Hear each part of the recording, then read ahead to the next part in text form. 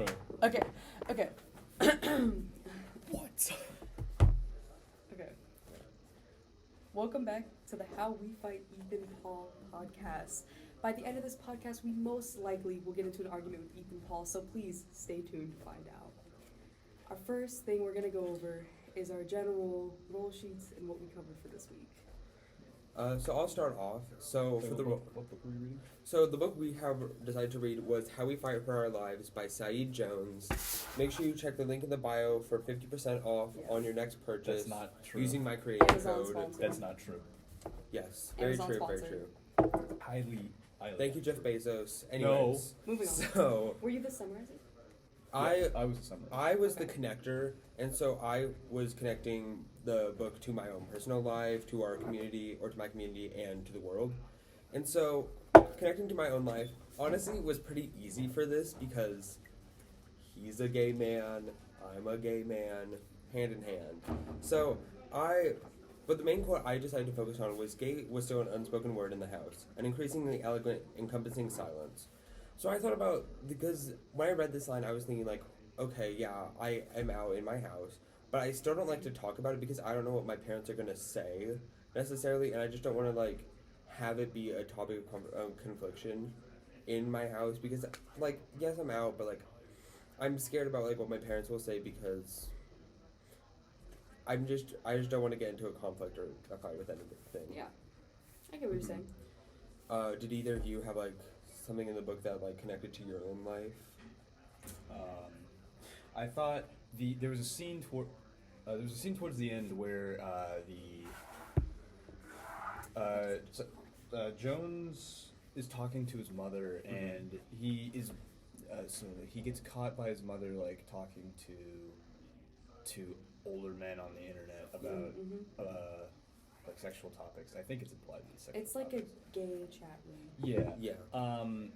And him and his mother basically try to have a conversation. They try to work it out. And they get so close to actually saying, Jones basically says like, they get so close to actually saying what they need to say in order to resolve this sort of conflict, but they never actually get there. And it just gets more, the conversations, like as time goes on, just gets more and more tense and not any more productive, which I think tends to happen a lot in my familial relationships, but also some of my friendships. Yeah. Yeah, no, I can definitely see some, of stuff like that in my life. Sometimes that kind of communication can be really hard. I think another thing that kind of was a bit of a connector to my own life was when he was talking about how his grandma would like take him to church, and how she was very strict and like made him pray like basically to not be gay, like because he had those pictures, like those magazine cutouts, and it kind of just, not the specifically of not being gay part, but just of the like super kind of strict religion of just praying to make things go away. Like my mom grew up in a really, really like religious cultish household, and so I've heard a lot about it from her, and it's why like in my family we've kind of went the complete opposite way to like where my parents didn't want to raise us really religious at all, so we could kind of choose it for ourselves. But it just kind of like, it reminded me of kind of her experience. But hold on, we're gonna take a pause real quick so I can fix this, so it doesn't keep turning off. I'm just gonna edit in some like technical difficulties things here, or something. You can just make a cut. You don't have to like. Well, but I want to do it for fun. Wait, how about we cut to sponsor here or something? Yeah, Today's sponsor is we can Diet record. Pepsi. We can record a little sponsorship. Enjoy it. Cool. How do you do it where the screen doesn't turn off? I think following podcast we should probably start with the summarizer, just to like for clarity. I Yeah. guess. Oh wait, here. Turn off display when better. I think it's the turn display. When inactive for 20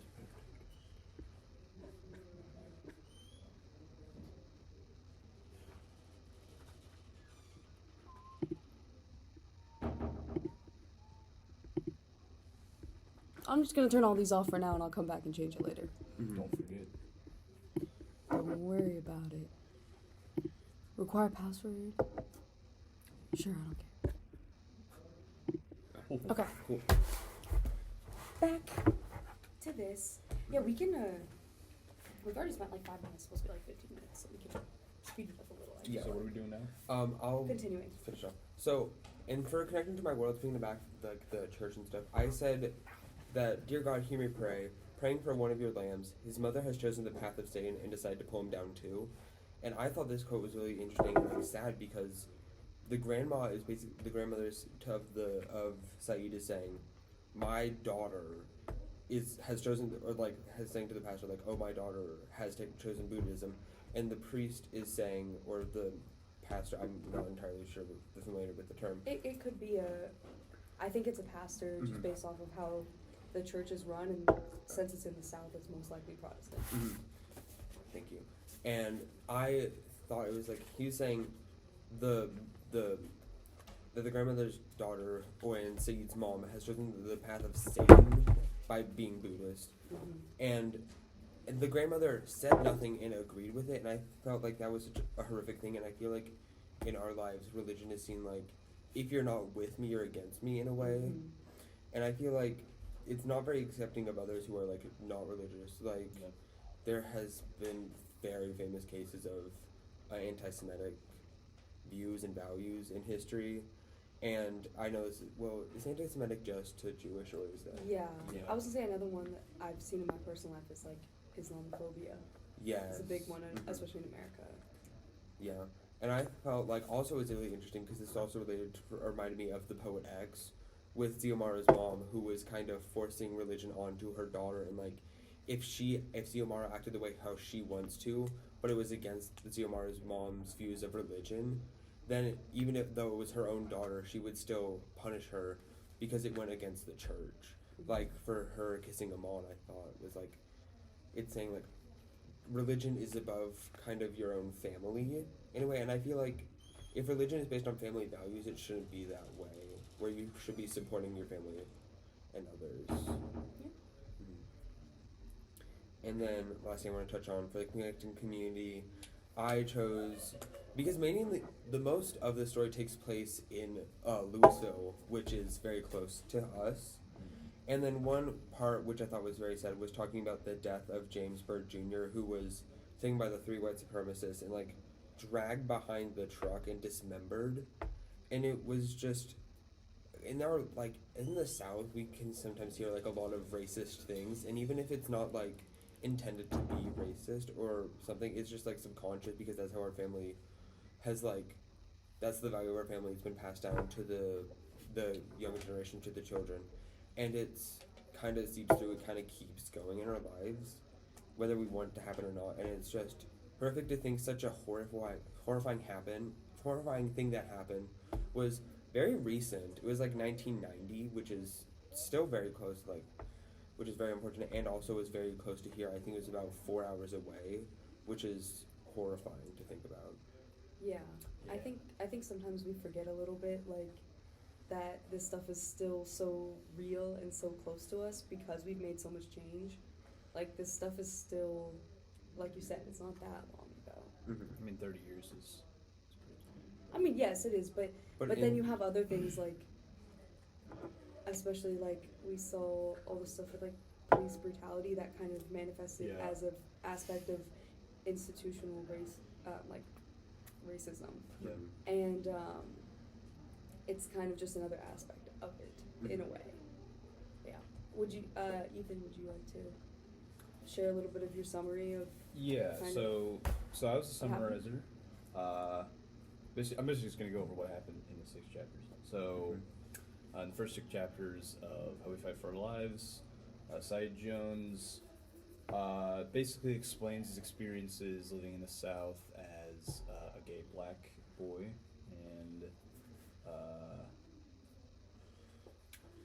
So and it's about how the society he was reared into treated his identity, but also how it how that treatment affected him growing up, or affected his growth. So in the beginning, Jones meets up with two of his neighbors, Cody and Sam, uh, and they go out into the woods to raid the hut of. They believe this hut houses like a hobo, I guess, and they don't find anybody there, but they do find three porn magazines, and they take those home and they distribute it among themselves. But later on, when they go to trade the magazines, Cody and Sam run off. They've run off with the magazines for themselves to their apartment, and when Jones tries to get them back, Cody calls Jones the F slur, and that sort of ties into the next chapter where where Jones is like basically explaining how. Actually, it's not the next chapter; it's another chapter, but they're both related. Jones is basically explaining how the use of the F slur is like it compounds the other perceived flaws that he has. So like people had perceived him as like scrawny or bookish, but the application of the F slur also like it is like it's like Jones. They perceive Jones as bookish and scrawny because he's gay, and he's gay because he's bookish and scrawny. So it basically the chapter after Cody and Sam take the magazines, and one of the chapters towards the end of the first 6 chapters both sort of touch on that, and how they both sort of compound each other and like rationalize each other. Yeah, and I think I just want to add one thing onto that before we move on. I feel like part of that was also he almost felt like a sense of relief because it was like he mentioned in that like someone finally said it. Like it was no longer like it almost felt to him like it was no longer a unspoken thing so much. Like someone finally just said it out loud. It wasn't like a hidden thing. It wasn't secret or whatever. Even if they were just using it in the way that it was used very often during that time as just a way to, like, it's the same way people are like, oh, that's gay or whatever, stuff like that.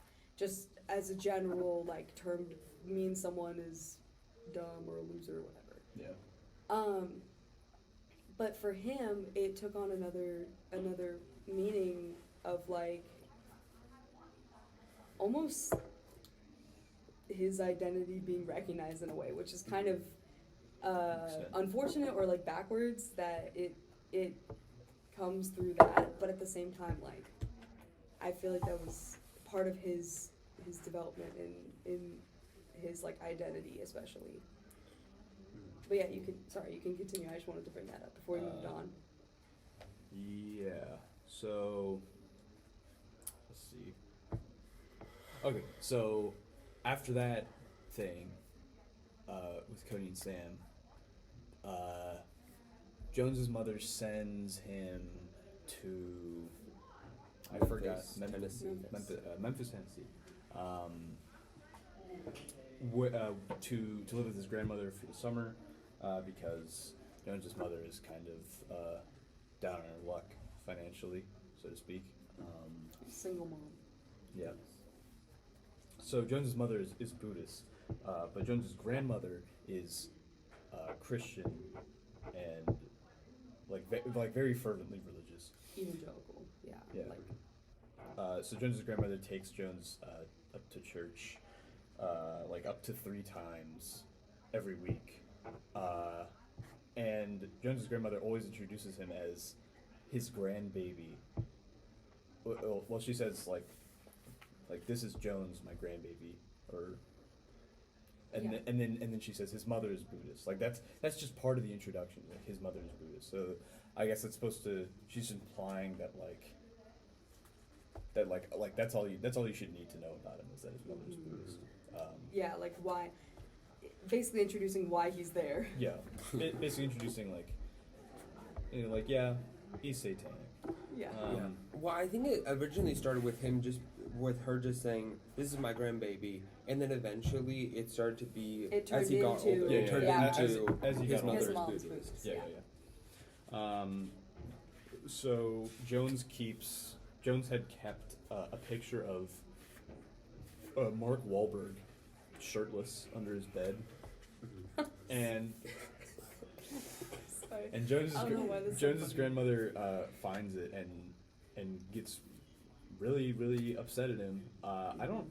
I reread this section. I don't think she actually like inflicts any sort of like physical punishment. No. But later, A menacing stare. highly menacing. Later, she takes him to church where Jones's grandmother basically brings him to the preacher. By the way, the book does call him a preacher. Mm-hmm. It's not a pastor. Actually, I wrote down pastor in this, but Okay. Well, might as well be. So, and wait, what happens? Yeah, and like his grandmother says like, Right. oh, we like basically like we're praying for your mom, even though he thought he would be praying for him to not be gay, basically. Yeah, and so his grandmother basically tells the preacher like his mother's Buddhist, and the preacher's just like, preacher basically asks his God to like smite her down, like smite. I mean, yeah, that's smite pretty Jones's good. mother down, like It's like pretty literally, like legit. he talks about like sending plagues and like crushing her under the weight of the Holy Spirit. Fight back, God, make her suffer. Yeah. Yeah, Which It's And like then- this is like this like an FPS or like a modern FPS, and God is about to use his ult on this poor woman. it's horrible. He's been saving up. He's been collecting like charging it. mana, and Mana. now he's about to use his special attack on this poor woman who just wants to be Buddhist. that's not the direction I thought that was gonna go. No, And how's that even possible? But Jones's reaction to this is basically just like, in his mind, he's thinking like, what the hell? What is happening? This is insane. Why is my grandmother totally okay with this? But like externally, he doesn't. I guess he feels like he can't, or he felt like he couldn't like say or do anything. I think he's He- almost in shock too. Yeah, just Yeah. like totally like frozen.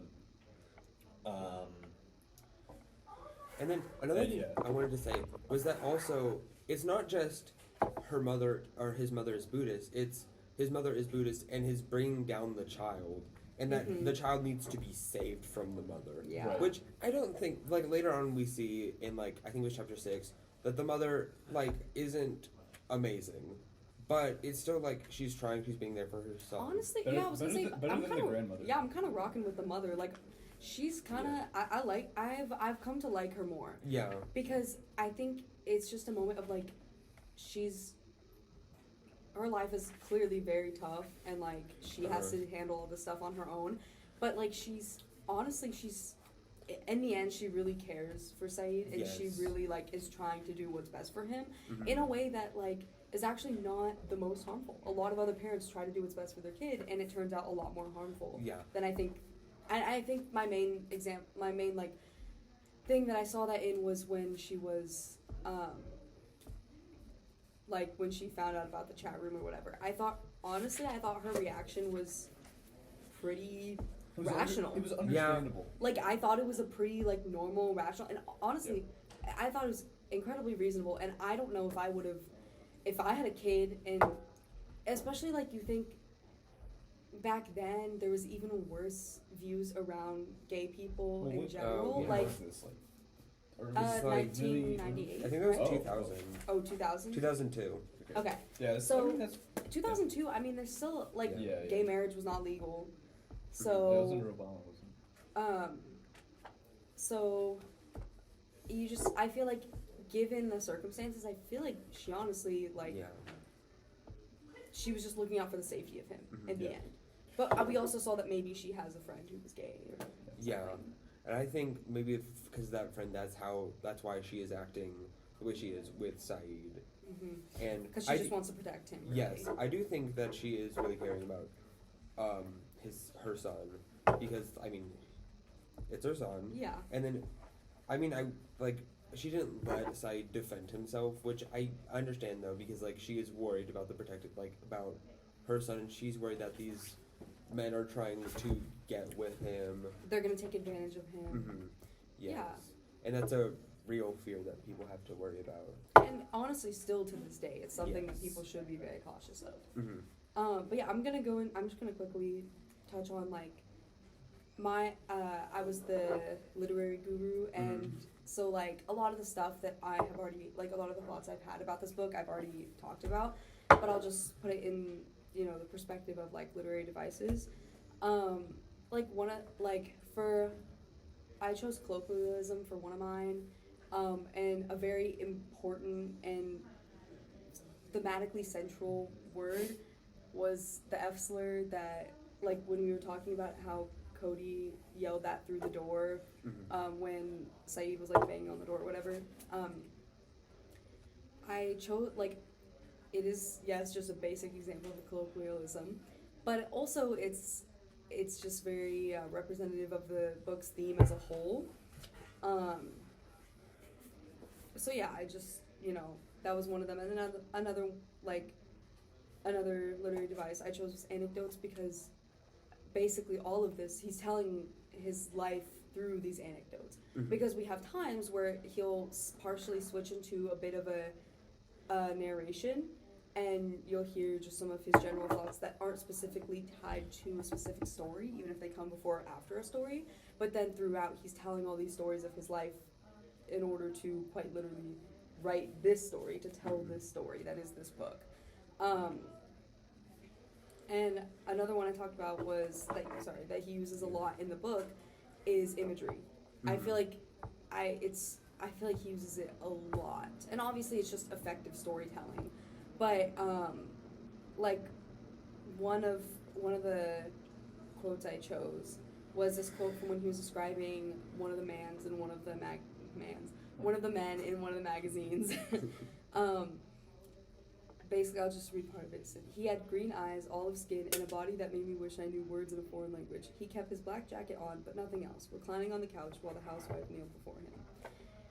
That's a simple example, but it comes up many, many times where, like, he'll, in heavy detail, describe what he saw as if it happened yesterday. And I think it really adds to, like, the entertainment factor of the book, for sure, and the effective storytelling, and like giving the reader a full picture of this and allowing the reader to entirely place themselves within this person's life and within this person's story.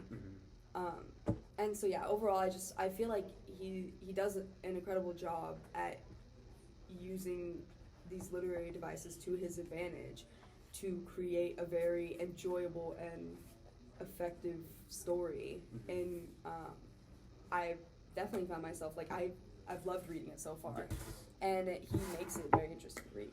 Yeah, because I remember I was at like page 19. I just read through the rest of to the end of chapter 6 in one go, because it was just, I kept wanting to like, oh, where's he going next? Where's he going next? Like you want to see what happens next. I think it's interesting because there's like a lot of it is just about like it is like advancing basically a narrative. Like it's saying like Jones's neighbors. Sorry, did I call them?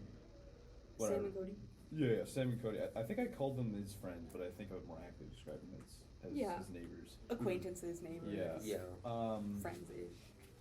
But like, so part of it is just like, Sam and Cody asked Jones, like, oh, we should go to that hut out in the forest, and then it's like, here's what happens next, here's what happens next.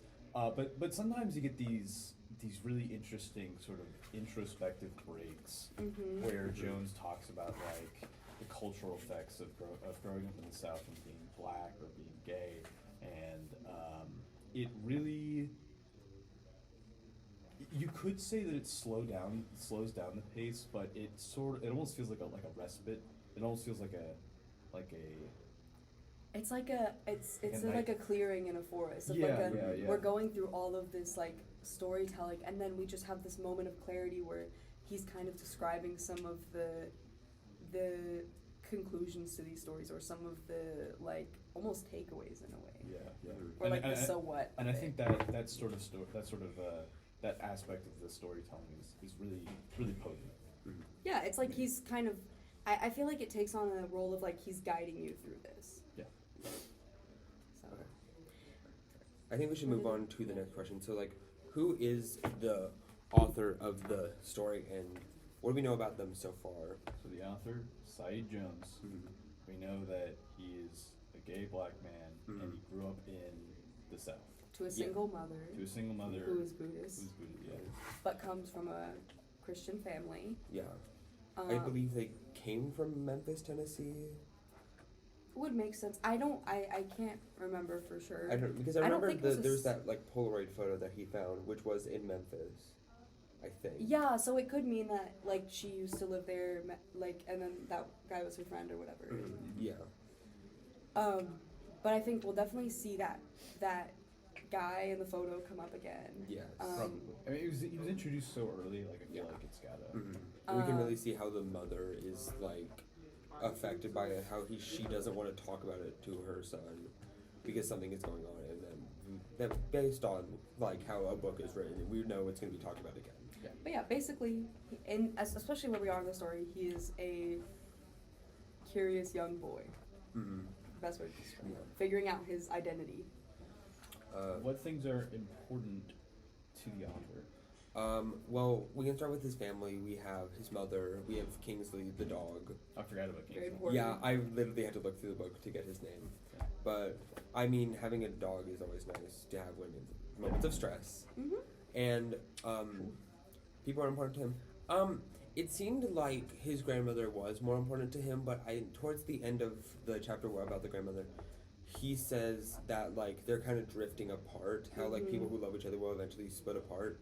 And, like, we see, like, in the grandmother, she's also saying, like, when she finds the book, we hear her just keep saying no, no, no, no, no, no, no, because she dreads the fact that her grandson may be gay, which is horrible to think Yeah, about. but also, like, I think it's definitely just that, I feel like this happens a lot of times, where it's like, because the kid doesn't follow what the parent or grandparent's idea of what a person should be, almost, like, they start drifting apart, and so, I definitely think his grandma has become less, like, I don't think he has apathy towards her, but I do think that there's growing distance for sure. Yeah. But I think, honestly, like, in terms of what's important to him, who he cares about, it's mostly his mom. Yeah. And I Yeah. guess if we want to include his dog, but if we're just talking about people, like, I feel like it's mostly his mom. Yeah. Well, But I mean, then- you can go beyond people. Like, I would say probably his identity is really important. He spends he spends a few chapters talking about, like, okay, so he spends one chapter talking about how, like, hold on, he has a line. I'm just gonna read it off verbatim. Just as some cultures, I flipped to the right page. Wow, that's great. Just as some cultures have 100 words for snow, there should be 100 words in our language for all the ways a black boy can lie awake at night. And then he has, like, I think it's chapter 6, where he basically talks about what I was. That's too far. He basically talks about, like, what I was talking about earlier with, like, with how, like, the application of the F slur is, like, it compounds, which is, of course, like, intrinsically related to his identity. It, like, compounds the other insults put towards him, and vice versa. So I would say his identity is pretty, at least it's pretty important to the memoir, to say the least. Yeah. And then also last, like, what the really quickly before we move on, Cody, even though he called Saeed a slur, Saeed still has feelings for Cody, even though that's not reciprocated. I feel like Cody becomes almost a stand-in for Saeed's sexual desires. It's a symbol. Like, he's like a symbol of his desires in a way. And so moving on, so at this point in the novel, what does it seem like the author's goal is? I feel like it's just to figure out who he is and how he will go, like, go on existing in this world that's kind of Mhm. against him in ways. Yeah. Especially there was one line from He's trying to survive right now. Yeah, he's Yeah. kind of just figuring out how can he just be himself. yeah. There was one quote that really stuck out to me, which was, "Being black can get you killed. Being gay can get you killed. Being a black gay boy is a death wish." Mm-hmm. Which it's like he kind of wants to be the best person he can be, but also he has to worry about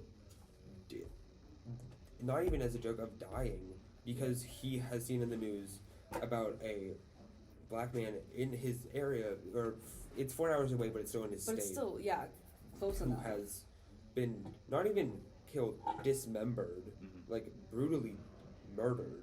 And then also the other man, I forgot who it was, Matthew Shepard, Mm. who was a gay man, and he was also murdered as well. So he has to he's really worried about like who he Both is. things, yeah. Mhm. Trying to find, I feel like, comfort and safety. Yes. Yeah. I feel like, in terms of our like predictions, I feel like we touched on a lot of them because Yeah. we kind of got into it a little bit ago. Like with the man in the photo, we think Mhm. he'll come up again. We got a real, like Chekhov's gun moment. Chekhov's gun. When it's like this idea that when a gun is brought up in the first act of like a movie, usually it'll be used by the third act. Mm. Interesting. So like it was brought up so early and it was described in such a deep and close manner that I feel like it will be Yeah. in a very important storytelling device later on. Mhm. And then I think we'll see more of the mom for sure, more of the development of Saeed and his mom's relationship for sure. Mhm.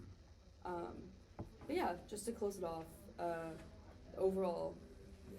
purpose of the memoir, like, why is he sharing it and what Yeah. legacy is he trying to leave? I feel like the legacy he's trying to leave is like, even though like the things that are happening to him in like 1990 or around that time in the 2000s, he, or not 1998, something like that, Mm-hmm. he is being not attacked, but he is being targeted, discriminated against. He is being feeling these ways, and or not feeling these ways, but he's being He's not allowed to be He's- who he is. yes.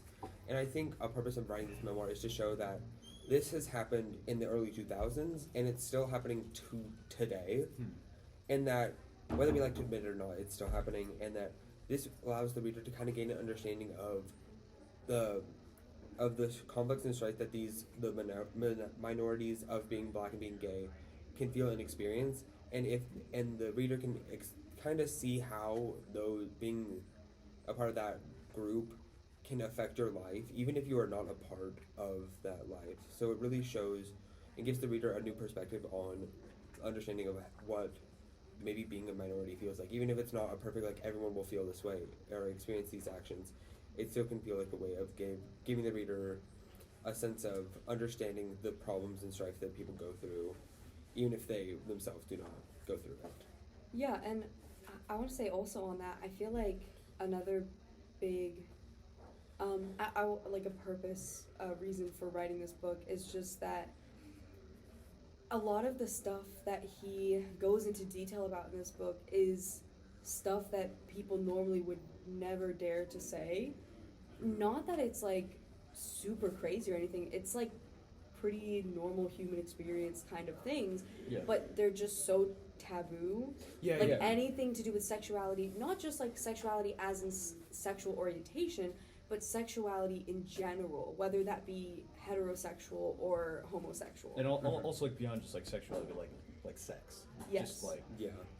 That was my point in that, of like, I feel like part of this is to, I think it is a great book for young people to, like, Young adults. I think our age is like Mhm, a yeah. great audience for this, in that you like go through so many changes and experiences as a teen, basically, like young teen, and it's can be really scary, and part of that can be really isolating if you don't, if there's this feeling that no one else experiences these things that you're feeling.